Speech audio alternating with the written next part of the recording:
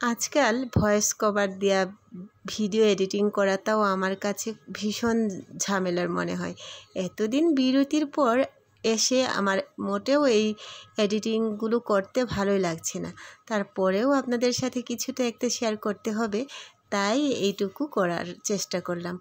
কেমন আছেন সবাই? আশা করছি প্রত্যেকেই ভালো আছেন। সকালবেলায় ঘুম থেকে উঠেছি সেই 5:30টার সময়। তখন থেকে কাজকর্মটা একটু একটু করে এগিয়ে রেখেছিলাম। আর আজকের আমার এই ভিডিও এডিটিংটাও এত ঝামেলা হয়েছে, কি বলবো আপনাদের। কিভাবে এত ঝামেলা হলো সেটা আমি নিজেও জানি না। বাজার ঘাট সব কিছু করে তারপরে সেগুলো গুছিয়ে রান্নাবান্নাটা করছিলাম। আর ভিডিও যেগুলো এডিটিং করেছি সেইগুলো কেমন জানি টেনে টেনে গেছে। কেন যে এরকম হলো সেইটা আমি বলতে পারবো না। তো এই এতদিন ধরে বড় ভিডিওটা বানানো হয় নাই, এবার আবার বানানোর চেষ্টা করছি, কিন্তু কেমন জানি ঝামেলা হয়ে গেল। তারপরেও আপনারা যারা আমার সাথে থাকেন সব সময়, আপনাদের পরামর্শ আমার জন্য খুবই প্রয়োজনীয় ইদানিং। তো এই নুডলসটা আজকে সবজি নুডলস, একটা ডিম দিয়ে 2 প্যাকেট নুডলস রান্না করেছি প্রত্যেকের জন্যে। শুক্রবার ছাড়া বাসায় এই ভ্যারাইটিস নাস্তা করা হয় না। সেই রুটি ভাত এগুলো দিয়েই সারাটা সপ্তাহ চলে যায়, আর শুক্রবারে একটু এগুলো করার চেষ্টা করি। দুপুর 12টার সময় রান্না করতে এসেছিলাম। নাস্তা খেয়েছিলাম সেই 9:30-10টার মধ্যে। ঘুম থেকে উঠেছে বাচ্চারা একটু দেরি করে। তারপরে খাওয়া দাওয়ার পরে এই যে রান্না করতে যখন চলে আসলাম তখন 12টা বাজে। আবার 2টা-2:30টার মধ্যে রান্নাটা কমপ্লিট করতে হবে, তাই একটু তাড়াহুড়াই আজকে রান্না করছি। এই যে মাছ, সিলভার কাপ মাছ ছিল এটা, সে মাছটাকে একটু রান্না করব, ঝোল করব, সাথে এই মাছের মাথাগুলোকেও দিয়ে দিচ্ছি। এই রান্নার সময় মাছের মাথাগুলোকে যদি আগে খাওয়া না হয় তাহলে এগুলো ফ্রিজের কোনায় পড়ে থাকে। এই কারণে ভাবলাম এবার মাথাগুলোই আগে রান্না করি। পেঁয়াজ, তারপরে আদা রসুন আর টমেটো পেস্ট করে নিয়েছিলাম ব্লেন্ডারে, সেটা দিয়ে দিলাম। আমার না ইদানিং এভাবে রান্না করতেই বেশ ভালো লাগে, ঝামেলা মনে হয় না। একসাথে সবগুলো দিয়ে কষানো হয়ে যায়, রান্নাটাও মনে হয় তাড়াতাড়ি হয়, এরকম মনে হয়। তো পানি দিয়ে দিচ্ছি পরিমাণ মতো, মশলাটা কষি, তারপরে এই মাছগুলো দিয়ে দিচ্ছি। এই মাছগুলো রান্না হতে একটু সময় লাগবে, যেহেতু বড় বড় বড় মাথা, আর হলো পিসগুলোও একটু বড়, এই কারণে পানি বলক আসার আগেই মাছগুলো দিয়ে দিয়েছি।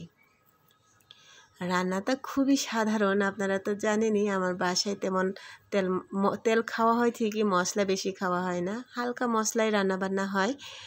তারপরেও রান্নাটা শেয়ার করলাম আপনাদের সাথে। রান্নাটা আমার হয়ে গেছে, এবার এটাকে নামিয়ে নেব। ধনিয়া পাতা থাকলে বেশ ভালো হতো বলুন, কিন্তু ধনিয়া পাতা আমার অ্যারেঞ্জে ছিল না। তারপরে এই যে এখানে আরেকটা রান্না করছি সবজি, একটু কালো জিরা ফোড়ন দিয়ে সবজিটা রান্না করব। সবজিটা হচ্ছে বেগুন আর ঢেঁড়স, আর এইটাকে রান্না করছি মাছের ডিম দিয়ে। মাছের ডিমের একটা ভীষণ মজাদার গল্প আছে জানেন।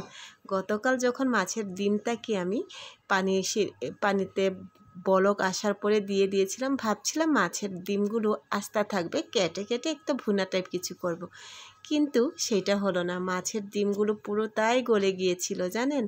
আর সেই গলা ডিম দিয়েই এই তরকারিটা আজকে আমি রান্না করছি। তো এইভাবে রান্না করার এক্সপিরিয়েন্স তো এটাই প্রথম।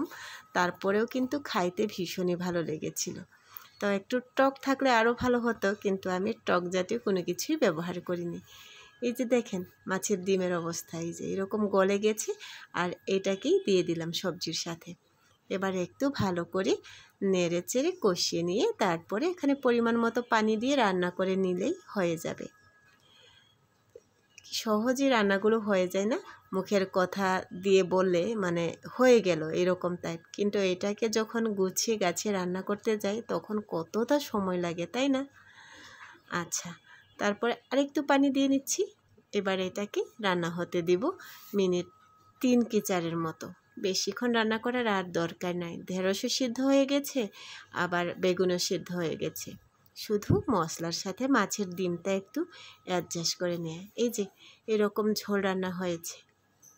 তো আপনারা কারা কারা এরকম আমার মতো বাজে অভিজ্ঞতার সম্মুখীন হয়েছে জানাবেন তো। আর এই যে কচু শাকটা রসুন দিয়ে একটু ভাজি করে নিচ্ছি। এইটা রেসিপিটা আপনাদের সাথে শেয়ার করতে পারলাম না, কোনো একদিন করে নেব। তো আমার লাঞ্চ রেডি। আজকে এই পর্যন্তই। সবাই ভালো থাকবেন, সুস্থ থাকবেন। কথা হবে নেক্সট কোনো ভিডিওতে। সেই পর্যন্ত আল্লাহ হাফেজ। খুব শিগগিরই চলে আসবো আবার।